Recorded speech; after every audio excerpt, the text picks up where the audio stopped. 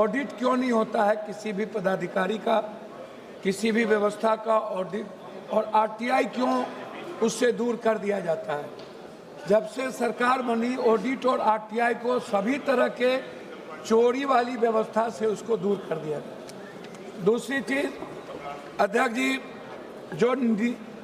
कौन ऐसा व्यक्ति होगा, बाबा साहब अम्बेडकर ने स्पष्ट रूप से उन्होंने अपने संदर्भ में कही थी कि who is the responsibility, accountability तय किसकी होगी जो दुनिया में एक बेहतर व्यवस्था को चला पाएगा। जब इस कंट्री में हमारे नेता, पदाधिकारी और माफिया सभी लोग मिलकर, आपसे मैं सिर्फ इतना कहना चाहूँगा, 2019-20 में, 2023-24 में एनटीए ने लगभग 3,554 करोड़ आय अर्जित की। 3,554 18 में एनटीए को लाया गया। उसके पहले वो मध्य प्रदेश में एजुकेशन में ये बड़े पदों पर थे। हाई कोर्ट ने इनको गिल्टी किया, फिर ये गिल्टी हुए। गिल्टी के बाद इनका प्रमोशन करके यूपीएससी का चेयरमैन बना दिया, फिर यूपीएससी के चेयरमैन में गिल्टी हुए, फिर इनको एनटीए का चेयरमैन बना दिया गया। एक ही पदाधिकारी दुनिया में इतने ईमानदार हैं कि जिनको बार बार इनको दुनिया के बड़े पदों पर रख दिया जाता है और एनटीए के बारे में कोई चर्चा नहीं होती है। दूसरी चीज, 26 तक केवल 24 ही पदाधिकारी एनटीए के पास है। मात्र 24 पदाधिकारी के द्वारा ये एनटीए चला रहे हैं, ये एग्जामिनेशन कंडक्ट कर रहे हैं। आपको आश्चर्य होगा सभापति महोदय, यह व्यक्ति, यह संस्था एक ऐसी संस्था है जिन्होंने 6 करोड़ से 8 करोड़ बच्चों का फॉर्म भरवाती है। 6 करोड़ से 8 करोड़, 20 लाख एग्जाम होता है 1 लाख नौकरी में, और 15 लाख एग्जाम होता है 1000 की नौकरी में जेई का, और नीट्स का होता है 20 लाख। 1 लाख नौकरी हम दे पाते हैं नहीं। हम कुछ बीएमएस में ले जाते हैं और कुछ हम बीएमएस के बाद नर्सिंग में ले जाते हैं। हमारे बच्चे क्या कहते हैं, क्या हुआ सर, पहली बार जब हमारे बच्चे ने एग्जाम दिया तो उनको लगा कि हम 490, 500 के लगभग मार्क ले आएंगे। जब दूसरे बार एग्जाम दिया बच्चा तो उनको 290 डिप्रेस में चले गए। लगभग 26 बच्चों की शहादत के बाद और इतने बड़े जीएनजी के क्रांति के बाद कितने लोग डेथ किए, उनकी शहादत के बाद 1 लाख से ज्यादा बच्चे डिप्रेसमेंट में चले गए, डिप्रेशन में चले गए। उसकी चर्चा इस भारत में नहीं है कि जो पहली बार 500 मार्क्स लाते और दूसरी बार 296। पहले बार जो क्वेश्चन था वो ब्रॉड था और दूसरे बार जो क्वेश्चन आया वो सेलेक्टेड कर दिया गया। मैं जानना चाहता हूं इस सरकार से 6 से 8 करोड़ फॉर्म क्यों भराया जाता है, ये पैसा एनटीए को क्यों दिया जाता है, ये इसमें किसकी किसकी हिस्सेदारी है। दूसरी बात कि ये कहते हैं कि इन्वेस्टिगेशन कौन करेगा, इन्वेस्टिगेशन को तय कौन करेगा।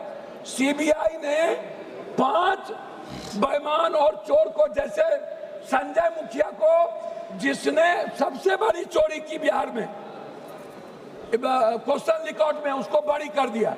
आप कह रहे हो एसआईटी, तो एसआईटी कौन बनाएगा, एसआईटी बनाएंगी सरकार। स्टेट के अधिकार को छीन लिया गया। हमारा उसमें आपसे सिर्फ रिक्वेस्ट है कि जो पेपर लीक मामला है, ये पेपर लीक से नहीं है, आप इसको इस रूप में मत देखिए, इसके टर्नओवर को देखिए। इसके 2026 में छोटे वेंडरों के लिए 5 से 10 साल की सजा। आपने एनटीए के बारे में कुछ नहीं कहा। एसटीएफ बनाएंगे सत्ताधारी।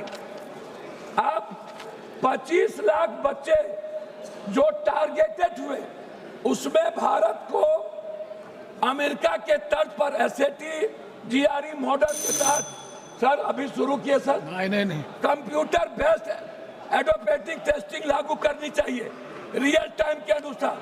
कोरिया सोगनम मॉडल अपनाना चाहिए जहां पेपर सेट करने वाले सैकड़ों प्रोफेसर परीक्षा से 1 महीने पहले गुप्त स्थान पर कड़ी सुरक्षा में पूरी तरह आइसोलेट कैद कर दिया जाता है।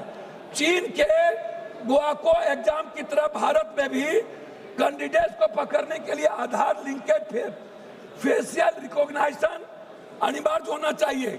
चीन के ही तर्ज पर चीटिंग करने वाले उम्मीदवार को माफियाओं के नाम डेटाबेस में डालकर आजीवन सरकारी नौकरी सुविधा और ब्लैक लिस्टेड कर देना चाहिए। फिनलैंड अब अभी थी सिस्टम से सीख लेना चाहिए कि इंटरनेट वाले क्लोज लोकल एयर गैप पर होती है, जिससे बाहरी हैकिंग या डाटा ब्रीच समाप्त कीजिए। कोई गुंजाइश। जापान में 2021 में कॉमन टेस्ट रिफॉर्म के तहत परीक्षा रूट लर्निंग के साथ करना चाहिए। ब्रिटेन ट्योफाल के तट पर भारत की एक स्वतंत्र नेशनल एग्जामिनेशन रेगुलेटरी बोर्ड हो जिसमें कोई सरकार का इंटरफेरेंस नहीं हो।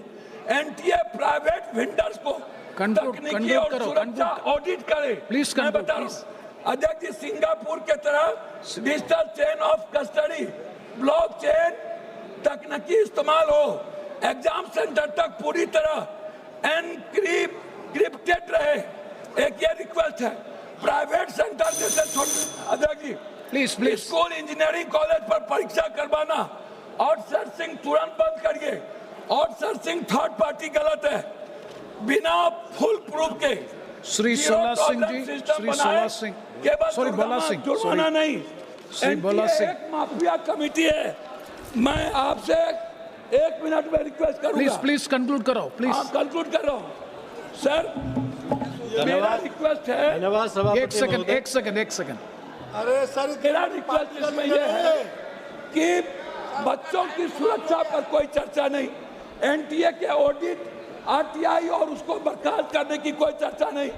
आपने एक ऐसा कानून लाया जो माफिया और सरकार को बचाती है। धन्यवाद। शुरू करो। अंत में धन्यवाद। एक सेकंड सर। धन्यवाद सभापति महोदय।